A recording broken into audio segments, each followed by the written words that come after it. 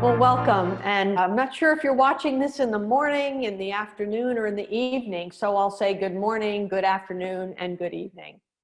It is great to see you. And I'm so sorry we're not in person, but this is a chance to launch a new video blog. This is new for me, but so much of what we're doing right now is new for all of us.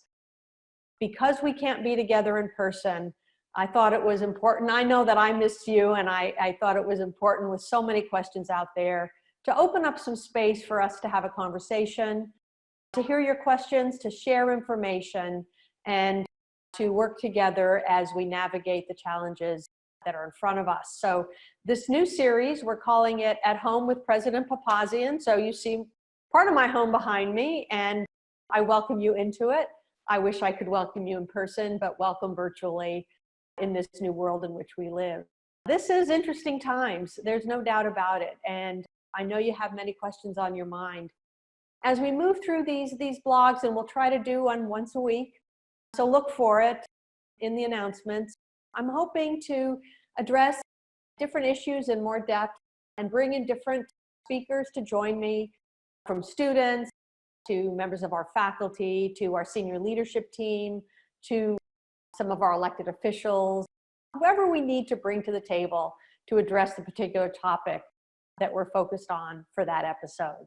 So I look forward to it, and I hope you will join me as often as you can and share this with anyone else who you think might have interest. Today I'd like to focus on some broad strokes on our planning for the fall term. But before I turn to that, I just want to take a moment to wish all of our students good luck on their finals. You are wrapping up what was certainly a very different semester from what you thought it would be when you started. And I just want to thank you. I want to thank our faculty and our staff for being so flexible midway through this term as we had to move to this virtual modality in a sudden and unprecedented way. And so now, as you step into your finals, it's the last step. You will make it through, and just stay focused and you will get to the other side. That will lead many of you to commencement. I will speak much more about that next time, so I'm going to leave that now, except to say stay focused, finish finals, and we'll talk about commencement next week. So let me turn now to today's topic, and that is planning for the fall semester.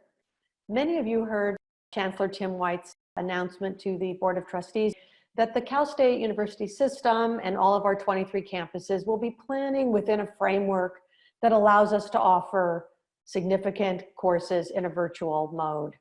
At the same time, we will have in-person small classes focused on research labs, teaching labs, art classes, and a variety of other kinds of experiences that really have to be done in a face-to-face mode, or at least in a hybrid mode.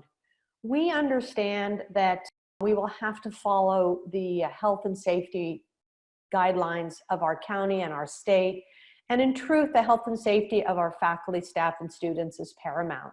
And so that means that we'll have to engage in physical distancing, that we'll have to really think about the pattern and the number of people who can be in one place, how far apart they need to be, what kind of testing will be available on our campus, how we'll be able to contact trace and separate people if we see the potential for an outbreak. There are many, many questions that are out there. What I can tell you, though, is that within these guidelines, we have been preparing as a campus for some weeks now, understanding that there will be a great deal of uncertainty for some time. And so our faculty, working with our deans and our academic leadership, have been looking at the catalog, looking at the courses, and have already thought about how they would transition the larger courses into a virtual format. At the same time, we'll be looking closely at these smaller experiences and making some thoughtful decisions about what we can do within the guidelines that are in front of us. So there'll be much more on that, and we'll be able to explore some of these questions in a far more detailed way as the weeks unfold.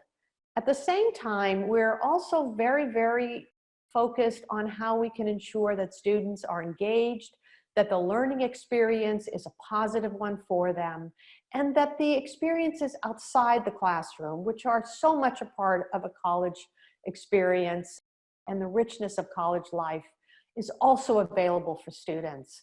That we have those resources first available from near and afar, that they are also interactive and engaged and supportive of students, and that they address the kinds of questions to ensure that you succeed, even in an environment that may seem more unfamiliar today. And so I'm looking forward, as we continue our planning, to exploring some of those approaches with you, with some of our experts in the teaching and learning space in the weeks ahead. And then finally, I know there'll be many, many questions about student life and about housing, about athletics and whether or not we'll be able to play or how we'll be able to play.